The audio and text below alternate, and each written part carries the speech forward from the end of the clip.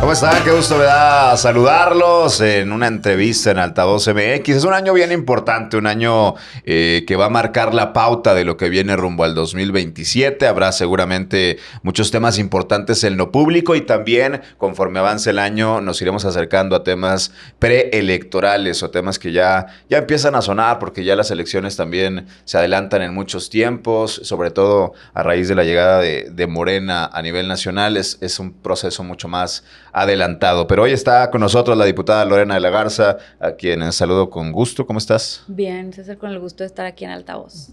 Hablando de muchos temas, hay muchos.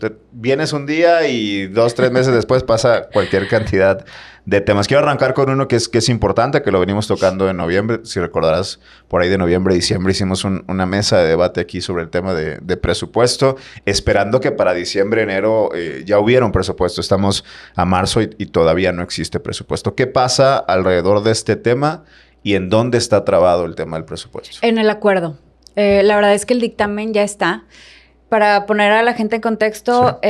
Se presentó una propuesta de presupuesto por parte del gobernador, que fue votada en el Congreso el 18 y 19 de diciembre, si mal no recuerdo.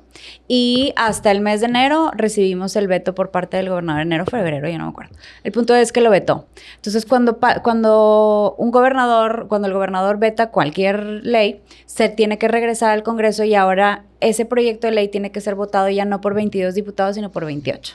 Entonces, pues ahí está medio entrampado el asunto. No hay ninguna bancada en el Congreso de Nuevo León que tenga la mayoría por sí misma. Entonces, pues estuvo esto entrampado hasta que viene la presidenta de Morena, Luisa María Alcalde, y dice, oigan, nosotros podríamos avalar otro proyecto, o sea, una modificación al presupuesto trabajando sobre el veto. Sí y solo sí tiene esta serie de condiciones. Y pues resultó que todas las condiciones las cumplía el proyecto de dictamen que ya habíamos votado. Sí, había un solo tema que no estaba, que era un presupuesto que se va a usar o que se utilizaría para que Nuevo León firme un convenio con la Federación para dar un apoyo a personas con discapacidad. Entonces dijimos, pues es una causa muy noble, nosotros también estaríamos de acuerdo en acompañar esa propuesta y modificar el presupuesto para que pudiera haber una partida para que el gobierno firmara ese convenio. Claro. Al final, ese proyecto de modificación está en la Comisión de Presupuesto ahorita porque todavía no logramos el consenso entre bancadas para poder hacer un proyecto que sí vaya a tener los 28 votos que se necesitan.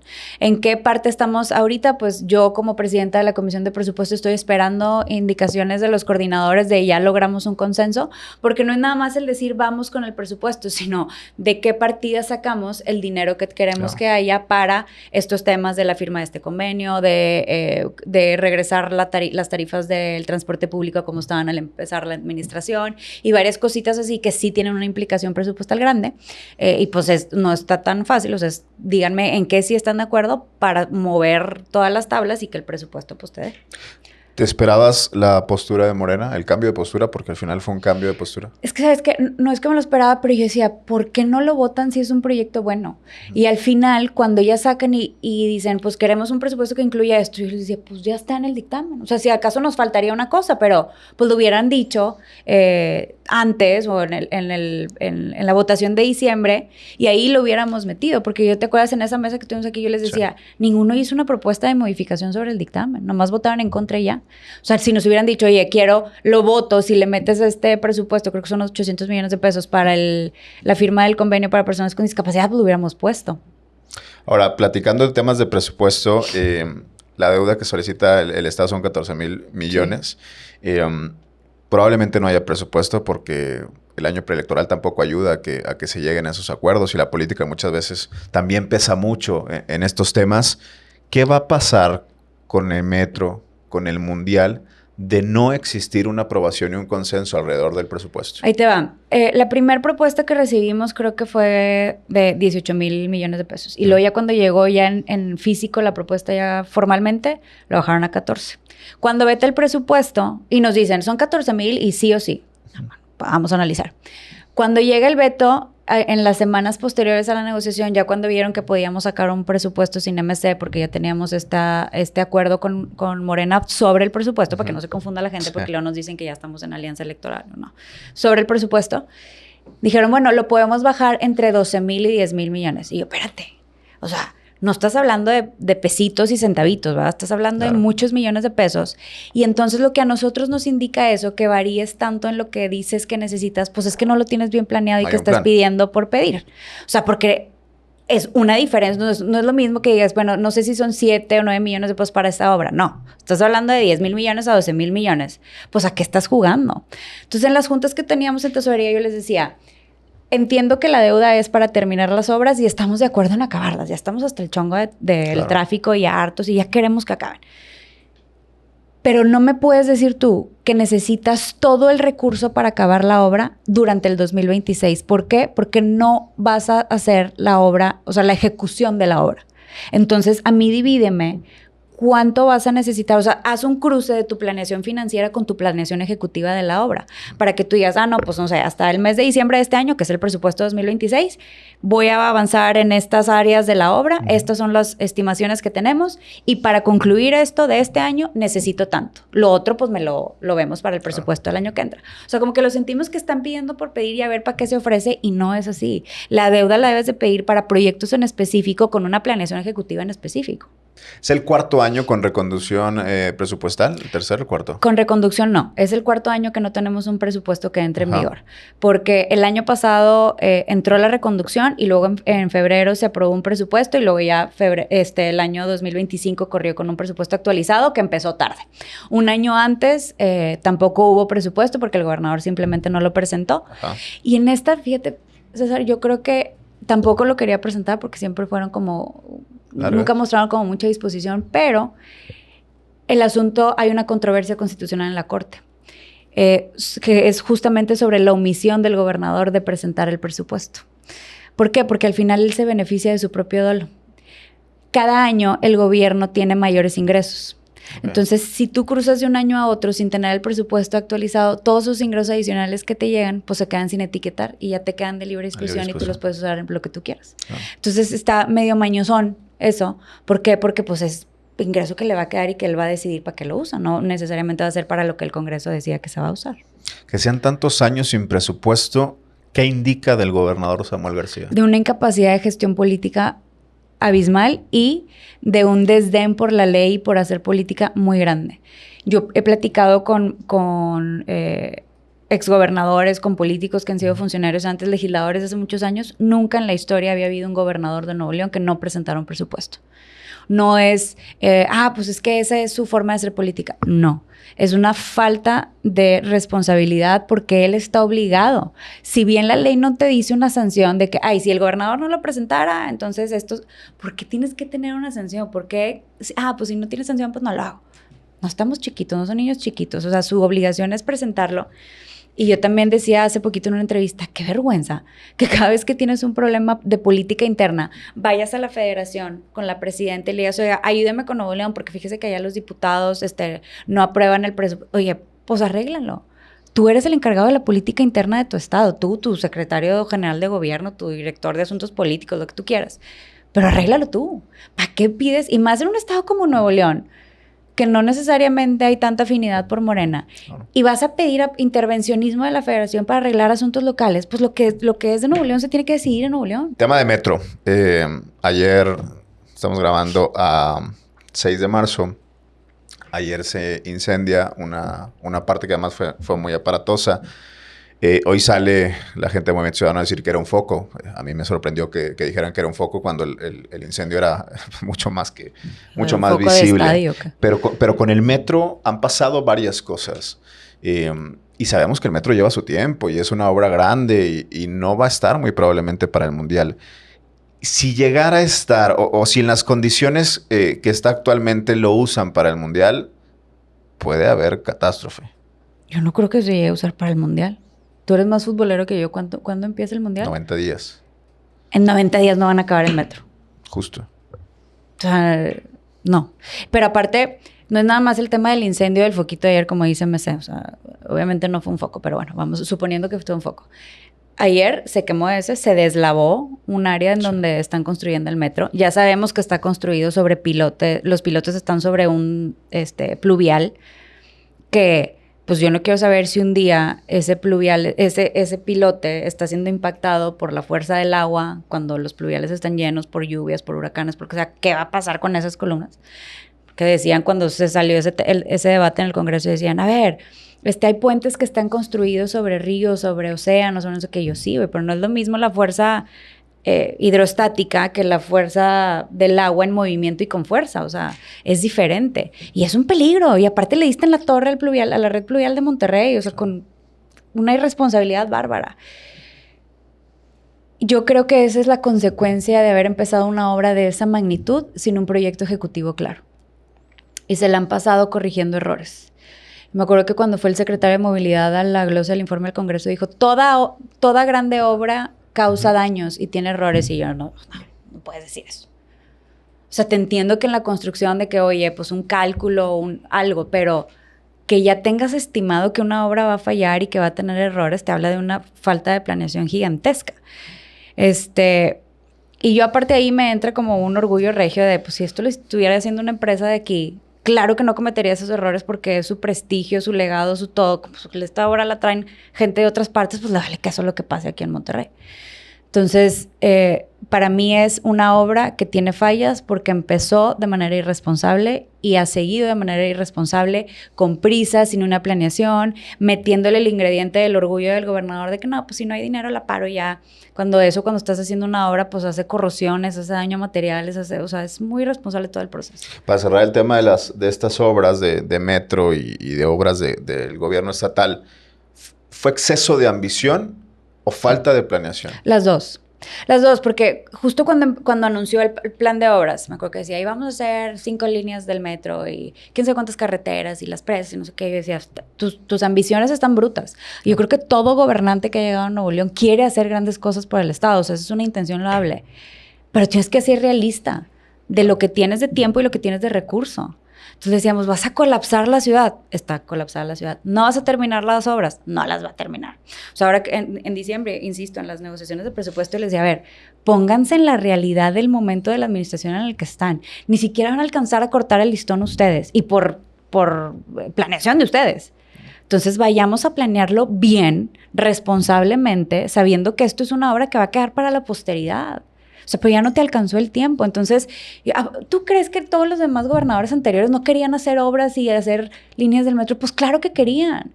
Pero se pusieron de que, a ver, pues ¿qué me alcanza con el tiempo y con el recurso? Responsablemente. ¿Qué tan lejos estamos del 2027 en términos políticos? Me encantaría decirte que lejos, pero siento que todo el mundo ha adelantado el tema electoral, pero desde el año pasado. Sí. O sea, como que se acabó la campaña del 2024 y nunca dejó de sentirse electoral el ambiente. ¿Por qué? No sé, pero bueno, así está. Yo lo veo muy cercano. El año electoral empieza en octubre de este año. Sí. El mundial ahí yo creo que nos va a dar un gap de atención y pues todo va a ser mundial un par de meses. Pero pasando eso, yo creo que ya la vibra va a ser muy electoral. Y una disculpa al electorado, porque yo sé que a la gente le choca y andarnos viendo a los políticos y campañas y panorámicos. En este sentido, ayer Jorge Romero, el presidente nacional del PAN, dice que no va de acuerdo con las alianzas del PAN. Habla de manera general, pero específicamente responde en una entrevista a nivel nacional sobre declaraciones de Alito Moreno, de la alianza con el PRI.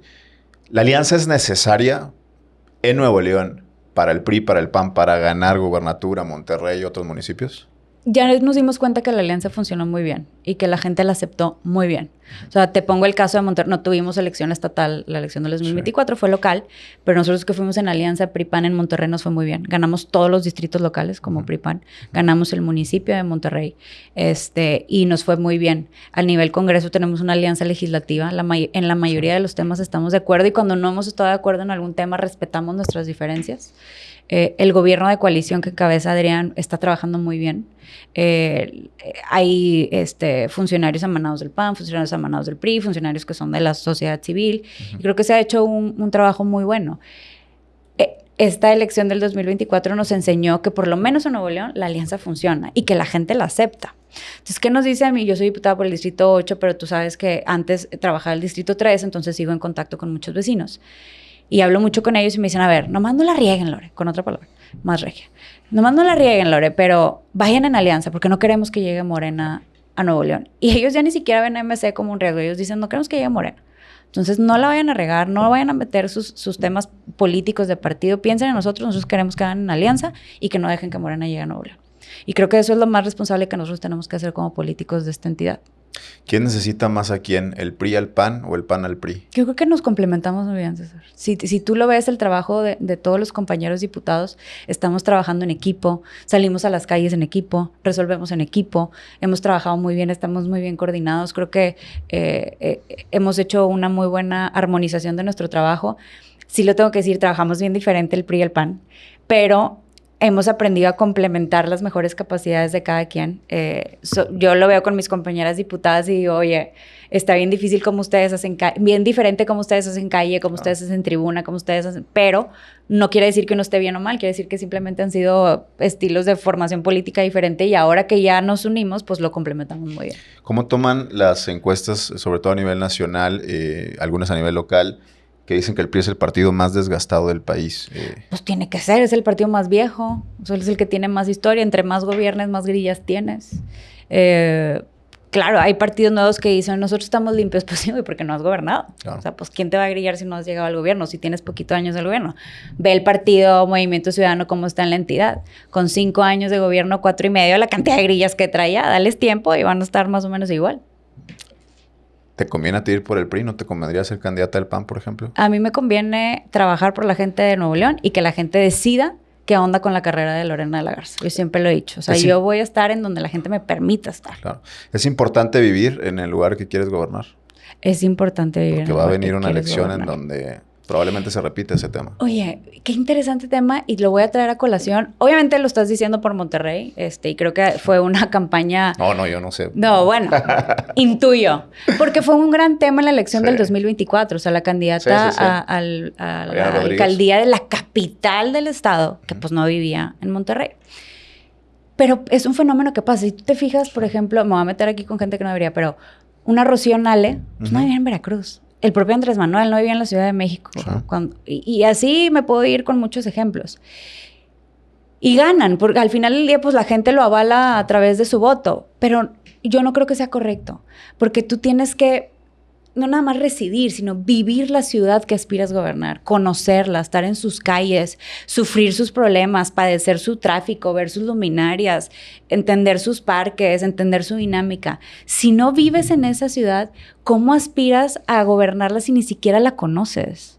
No se puede. Aunque vivamos en una ciudad metropolitana. No es igual.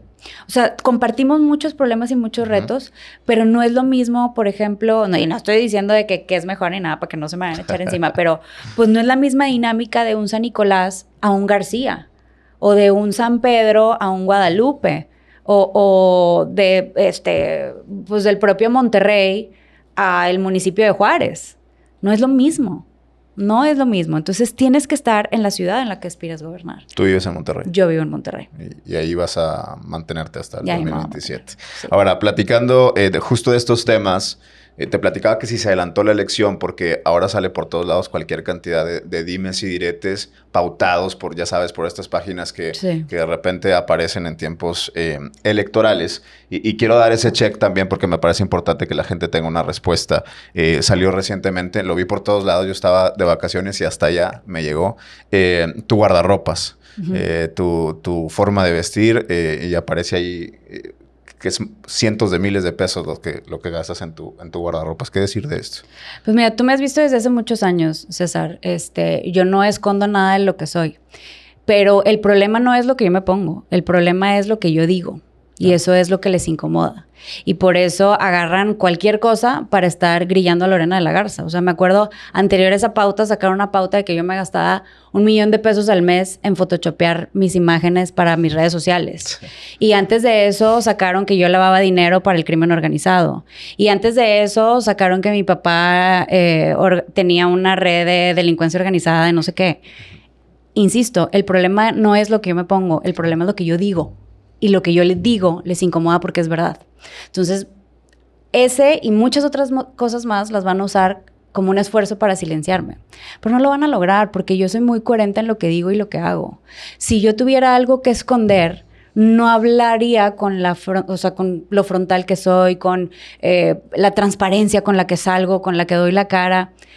Insisto, el problema no es lo que tengo, el problema es lo que digo. ¿Cómo llevas esa relación con todas estas cosas que constantemente salen, que tú misma dices que lo has visto pautado por todos lados con cientos de miles de pesos pautados? ¿Cómo llevas esto? Pues, o sea, no te voy a decir que me gusta y que me vale, pero pues es que cuando no tienes nada que esconder, César, cuando no tengo nada que avergonzarme, pues que digan lo que tengan que decir. O sea, sí es molesto estar ahí, pero mira, ellos no se han dado cuenta que cada vez que a mí me quieren dar un golpe, lo que provocan es que la gente que está conmigo me respalde más, porque saben que estoy siendo víctima de sus ataques constantemente. Y la mayoría de la gente me conoce y ha sido muy transparente. Como mi familia también ha participado conmigo en campañas y en todo esto son 20 años ya trabajando en el servicio público, pues la gente lo sabe, o sea, y pues ves mi historia, dónde he estado, dónde he trabajado, son 20 años ya de carrera profesional, o sea, no es como que tengo 3 años trabajando para tener cosas.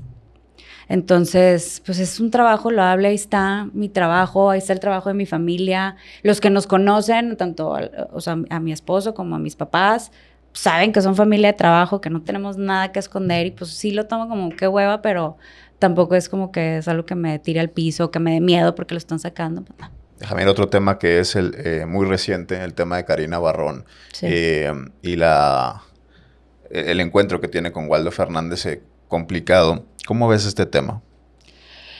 Complicado. Ha sido un tema muy difícil, muy duro. Obviamente, en lo primero que piensas cuando ves esas noticias, pues es en las familias de ambos. Uh-huh. Y es un tema complicado. Y yo mismo he señalado que no se vale cuando estos temas se hacen familiares, porque pues tú decides estar en función pública, pero ¿tu familia qué? Y eso es lo que me parece más difícil.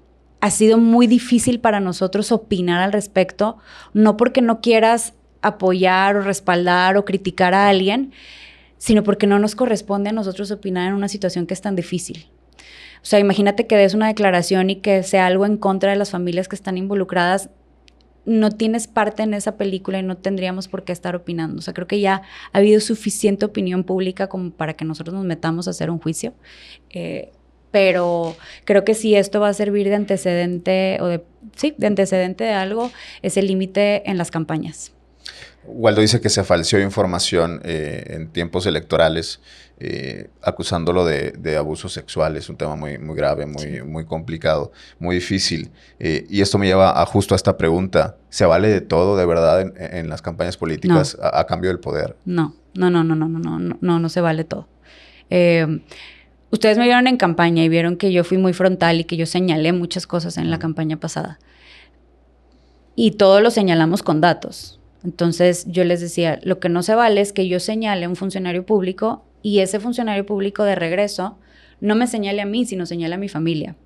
Eso no se vale. La persecución que vivimos para tratar de silenciarlos en el Congreso, no se vale. El que te cierren un negocio por un tema político, no se vale. El que te corran de un trabajo porque piensas diferente, no se vale. Sí tiene que haber límites en la política. Esto no puede ser el cancha libre y todo se vale. No, señor, así no. Bien, para ir terminando, Lorena, ya hay muchos tiradores en Monterrey. Ya cada vez salen por todos lados. Uno ve los panorámicos de la ciudad y hay infinidad de gente que aspira a gobernar Monterrey. ¿Cómo va a definir el PRI y el PAN quién va a ser su candidato o su candidata más competitivo en Monterrey? Justo así. Van a decidir quién va a ser el candidato o la candidata viendo quién es el más competitivo. Obviamente los partidos quieren ganar elecciones, ¿verdad? Entonces, para ganar una elección tienes que asegurarte de que pongas a tu cuadro que es más competitivo y que más posibilidades tiene de ganar. Si decides en contra, pues sería un error. ¿Qué tienes que hacer de aquí a ese momento para ser tú la competitiva? Trabajar mucho como lo he estado haciendo, estando con los vecinos, porque al final los partidos deciden, pero deciden porque tienes un apoyo de la gente. Entonces, a mí me gusta trabajar porque creo que es la mejor manera de ganarte la confianza de la gente, estar ahí, atenderlos, estar con sus causas, acompañarlos en sus necesidades colectivas, y pues eso es lo que he estado haciendo. ¿Qué tanto caso le haces a las encuestas? Más o menos. Como dicen ahora, 6'7". No, más o menos porque, a ver, las encuestas, tú eres profesional de esto, ¿verdad? Las encuestas son películas de los momentos. Y hoy puede salir algo, por ejemplo, cuando sacan una pauta en contra mía, pues a lo mejor si hicieras una encuesta, bajarías un poco en percepción. Claro. Pero para mí la mejor encuesta es el termómetro que yo siento con la gente. Yo no me engaño a mí misma, o sea, soy muy real. Aparte, ya perdí una elección y ya gané otra. Entonces, sabes perfectamente sentir cómo andas en la calle. Para mí la mejor encuesta es, y el mejor social listening es lo que tengo en mis juntas con vecinos, el respaldo que me dan, los mensajes que recibo en mi WhatsApp. Como yo los atiendo, yo también tengo ese termómetro ahí. Entonces, pues ese para mí es la mejor encuesta. En algún momento me dijiste que te quedaban 10 años en esto. No sé si sigue siendo... Pues eso es lo que yo digo ahorita, ¿verdad? También, o sea, como Big Brother, ¿verdad? Todo cambia.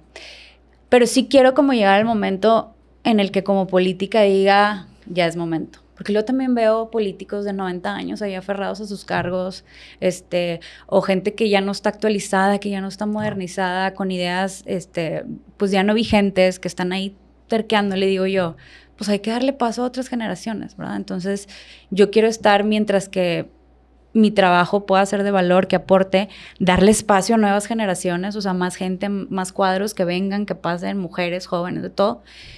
Y pues también en la parte familiar llegar al momento en el que diga, ya ahora sí tengo que dedicarme a mi familia y a mis hijos. Cierro con esto. Con tantos tiradores en Monterrey y con tantas posibilidades en escenarios, ¿Lorena La Garza tiene un plan B en esta elección? Pues tengo muchas opciones. O sea, si me dices, sí, creo que sería un error para cualquier político no tener opciones. Mis escenarios, pues, son la reelección en el Distrito 8, una legislatura federal, probablemente, la propia alcaldía. O sea, a ver, para mí tampoco no creas que es un tema de que estoy aferrada. O sea, he levantado la mano y he sido muy clara y muy transparente en esto. Me encantaría ser la siguiente alcaldesa de Monterrey. Pero al final lo que está detrás de eso es una intención de ser una buena servidora pública. Y si no es la alcaldía de Monterrey, donde me pongan, yo voy a trabajar por la gente de Nuevo León. Entonces, estoy muy tranquila con eso. Lorena, gracias. Bienvenida siempre. Gracias. Nos vemos en la siguiente. Hasta la próxima.